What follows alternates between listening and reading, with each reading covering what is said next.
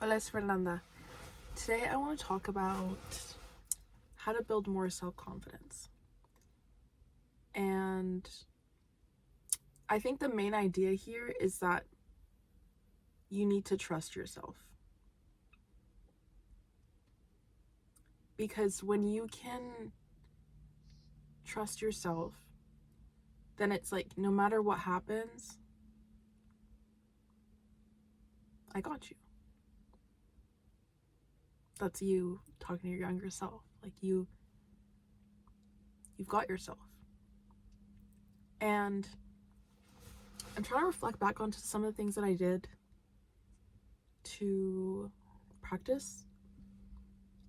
Some of them include, for example, so we all have feminine, masculine energies, right? Your masculine energy is the one that's in charge of, and it doesn't matter what gender or sex you are, everyone has both.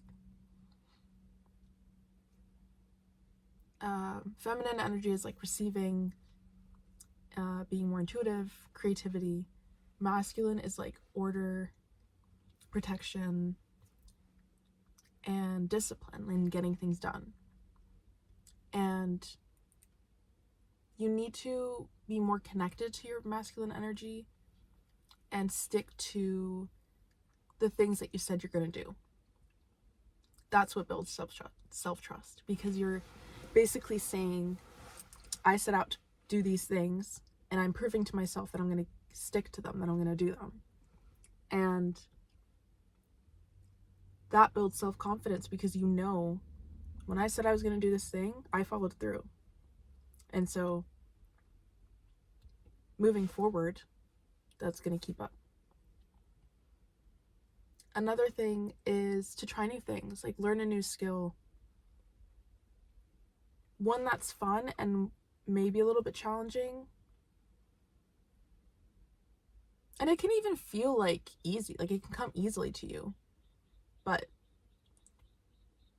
sticking to it and stepping out of your comfort zone and trying this new thing, it builds confidence. It shows you, I can do new things and I can be fine.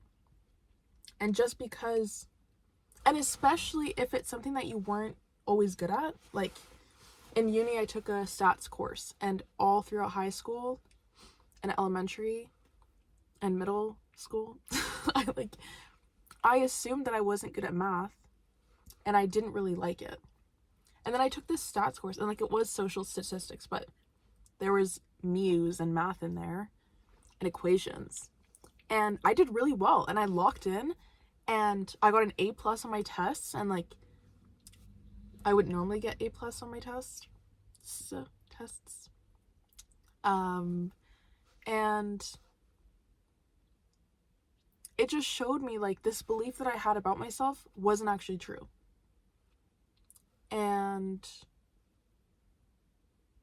even though I thought I had all the proof of 16 years of school, I proved myself wrong.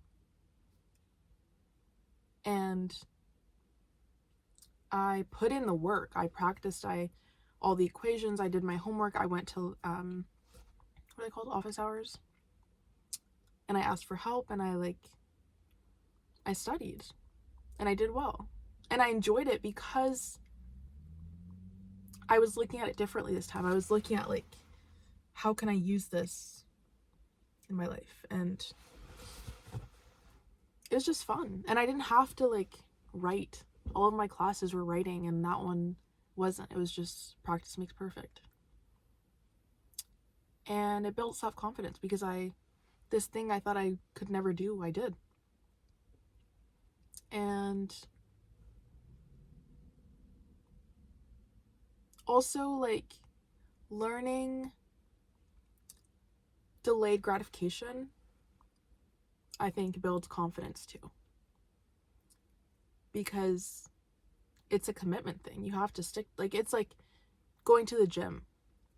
You don't get results the first time you go. You do get results quickly when you first start at the gym, and then sometimes you plateau, but it takes time and it takes consistency. And being able to prove to yourself that even though each individual day you might not notice a difference, but then after a week, a month, a year, you notice a difference.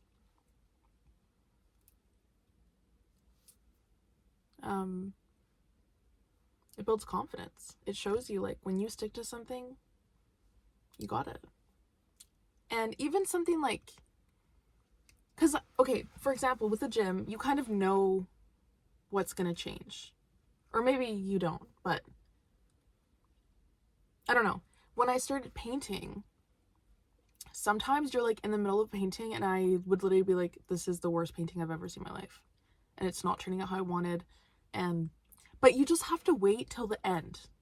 Because when you get to the end and you like take a step back and look at the whole thing, then you're like, okay, that's great. What was I even thinking? Why was I spiraling about that? But when you're in the middle of it, like, you have to wait. And it's so easy to get caught up. And like, I use that in life too. It's so easy to get caught up in this isn't going well, or it's not going how I planned, or whatever. Like, you just have to trust the process. But in you showing yourself, I'm going to show up, then regardless of what comes up, you're okay. And that's why you can show up more confidently in other areas of your life. Because you've already proven to yourself you're going to be there, you're going to be okay. And then you aren't seeking this approval, this validation externally as much. Because you're already feeling that. You're already showing yourself, I'm there. Like, I'm here for you. And so it's not dependent on other people, on what they're doing. And you're already full, you know? So, yeah, go learn a new skill. Also, it just makes you interesting, and it makes your life interesting. Like, imagine that you only know how to speak English or one language. And out of nowhere, you're like, yeah, I just learned German. I can speak German. I can speak, like, that's sick.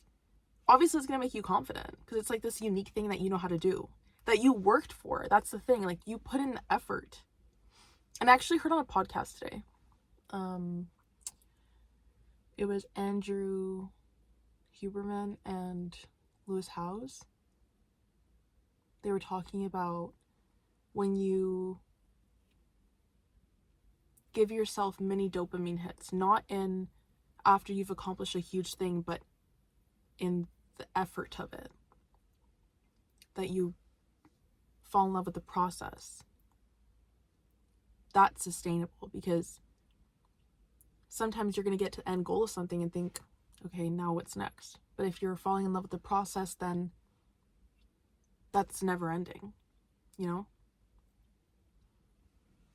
I think that's off topic. I just thought it was interesting and I heard it this morning. But maybe it kind of goes together. So learn a new skill and trust that it's just, you're going to learn it.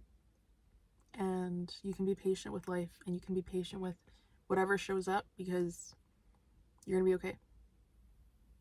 And it's going to be fine. And you're going to be skilled in something new. And also, just a tip, like, if you're trying to learn a new skill, some days you're not going to want to do it. Just put a timer for 5 minutes and do it. And sometimes after those 5 minutes, you're going to be in the zone and you're going to keep going. And sometimes it's going to be the longest 5 minutes of your life, and that's fine. Just keep it at that, and then tomorrow try again, because those 5 minutes add up. Like, you're doing 5 more minutes than you would have done yesterday, and that adds up. And consistency is what matters. So just keep that in mind. Go easy on yourself and have fun. Romanticize it. Make it exciting.